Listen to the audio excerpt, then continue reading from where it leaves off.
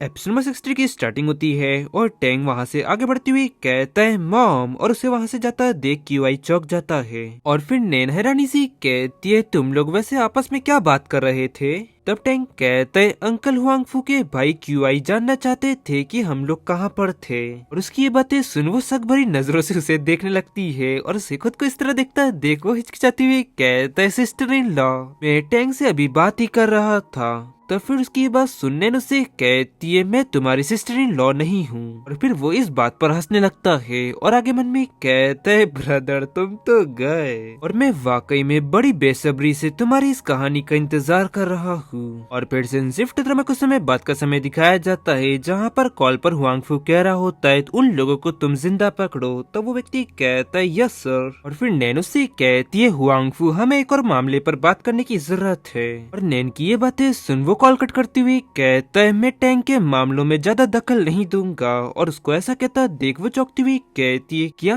तुम ये पहले से ही जानते थे कि मैं क्या कहने वाली हूँ। फिर आगे बढ़ती हुई वो कहता है हाँ क्योंकि क्यूआई टैंक से पूछताछ कर रहा है और वो उससे कुछ उगलवाना चाहता है, लेकिन वो ये नहीं जानता कि उसे वो नहीं मिलेगा जो वो चाहता है। और वहीं नैन ये सब बातें सुन वो मन में कहती है क्या इन्फॉर्मेशन निकलवाना चाहता है वो। और आगे टैंक कहता है मैं जब तक इंतजार करूंगा जब तक टैंक पूरी तरह से मुझे स्वीकार नहीं कर लेता और वो मुझे डैड नहीं कहता। और उसको ऐसा कहता है देख नैन हैरानी से मन में कहती है हुआंगफू टैंक की रक्षा करने के लिए वो खुद की जान को भी जोखिम में डाल रहा है, तुम्हारा बहुत बहुत शुक्रिया हुआंगफू। और फिर हुआंगफू आगे उससे कहता है क्या मेरे पूरे ठीक हो जाने के बाद हम साथ में डांस कर सकते हैं। तब वो स्माइल करती हुई कहती है हाँ जरूर। और फिर शिफ्ट चित्र में रात का सीन दिखाया जाता है जहाँ पर नैन टैंक को कहानी सुनाती हुई कह रही होती है। और तब जाकर बेबी हैंग हॉन्ग को आखिरकार उसकी माँ मिल गई और तब से हेज हॉन्ग का परिवार खुशी खुशी साथ में रहने लगा।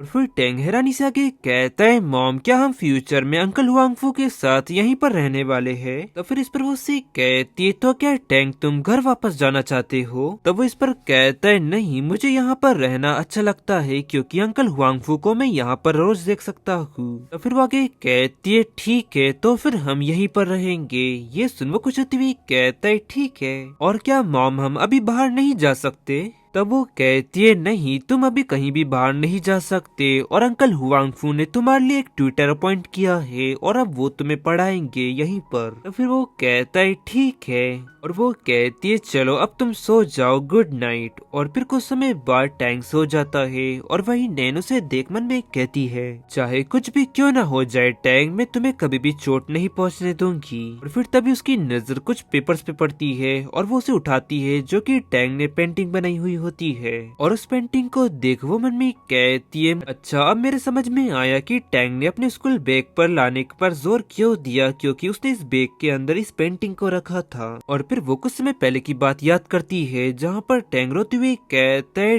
डैड ने मेरी जान बचाई। टैंग बिल्कुल अपने डैड की तरह है, वो अपनी फीलिंग्स को कभी भी सीधे सीधे नहीं दिखाता और अभी भी वो ये बिल्कुल भी नहीं दिखाना चाहता कि वो हुआंगफू को बिल्कुल भी नहीं छोड़ना चाहता है। लेकिन इस पेंटिंग से साफ साफ पता चल रहा है कि वो हुआंगफू के साथ यहीं पर रहना चाहता है और यही उसकी इच्छा है। लेकिन वो व्यक्ति करीब आ रहा है और अगर हम हुआंगफू के साथ रहेंगे तो हमें तोड़ना आसान हो जाएगा। इसके साथ ही हम उसके और उसके आसपास के लोगों को भी खतरे में डाल देंगे। तो फिर मुझे अब क्या करना चाहिए, यहाँ पर रुक हुई या फिर मुझे यहाँ से चला जाना चाहिए। और गाइस इसी के साथ ये एपिसोड यहाँ एंड होता है। पसंद आया तो लाइक एंड सब्सक्राइब जरूर करें। मिलते हैं आपको जल्दी नेक्स्ट एपिसोड में।